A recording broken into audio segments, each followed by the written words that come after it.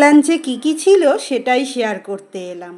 প্রথমেই একটা মশলা বানিয়ে নেব। আদা, রসুন, পেঁয়াজ, টমেটো আর নিয়েছি ধনেপাতার ডাঁটি দিয়ে জল ছাড়াই আমি একটা ঘন পেস্ট তৈরি করে নেব।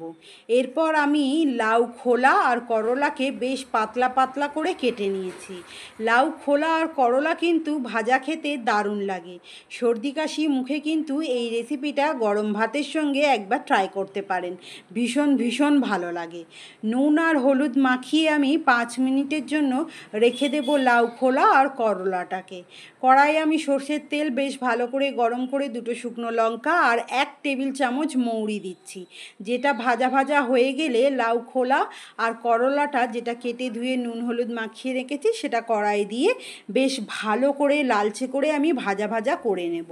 তবে লো ফ্লেমে ভাজা ভাজা করলে করলা বা লাউ খোলা দুটোই খুব নরম হয়ে যায় আর সেটা খেতেও লাগে দুর্দান্ত। যদি সর্দি কাশি হয়ে থাকে, যদি ভাত খেতে ইচ্ছা না করে, তাহলে একবার এই রেসিপিটা ট্রাই করতে পারেন। গরম ভাতের সঙ্গে দুর্দান্ত লাগে এই লাউ খোলা আর করলা ভাজা। এরপর আমি কড়াই সর্ষের তেল ভালো করে গরম করে নিয়ে সামান্য একটু হলুদ দিয়ে 3টে ডিম সেদ্ধকে বেশ লালচে করে ভেজে তুলে নিচ্ছি। আর ওই তেলের মধ্যেই আমি আগে থেকে সেদ্ধ করে রেখে দিয়েছিলাম আলু, সেই আলুগুলোকে দিয়ে অল্প একটু হলুদ দিয়ে বেশ লালচে করে আলুগুলোকে ভেজে আমি তুলে নেব। কেমন লাগছে এই রেসিপি জানাতে কিন্তু ভুলবেন না। আপনার লাঞ্চে কী ছিল অবশ্যই একটা কমেন্ট করে জানাবেন। আমার লাঞ্চে ছিল ডিমের কারি, ছিল করলা লাউ খোলা ভাজা, স্যালাড আর সাদা ভাত। ওই তেলে দেব ফোড়ন, গোটা গরম মশলা, জিরে, শুকনো লঙ্কা আর দেব পেঁয়াজ কুচি, দেব ক্যাপসিকাম কুচি দিয়ে আমি বেশ ভালো করে লালচে করে ভাজা ভাজা করে নেব। ভাজা হয়ে গেলে আমি দিয়ে দেব পেস্ট করে রাখা মশলাটা।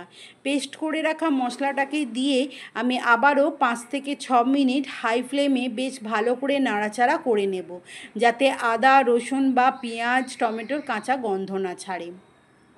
এরপর দেব নুন, হলুদ, লঙ্কা গুঁড়ো, জিরে গুঁড়ো, ধনে গুঁড়ো আর মিক্সির বাটিটা ধুয়ে দেব অল্প একটু জল দিয়ে। মশলাকে আমি খুব ভালো করে কষিয়ে নেব, ততক্ষণ কষাবো যতক্ষণ না মশলা থেকে ভালো তেল ছাড়ছে।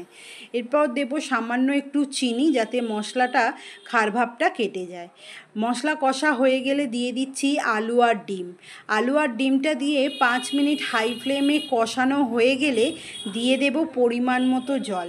বেশিক্ষণ লাগবে না এই আলু আর ডিমটা দিয়ে কষাতে, কারণ আলু আর ডিম আগে থেকেই সেদ্ধ করা আছে।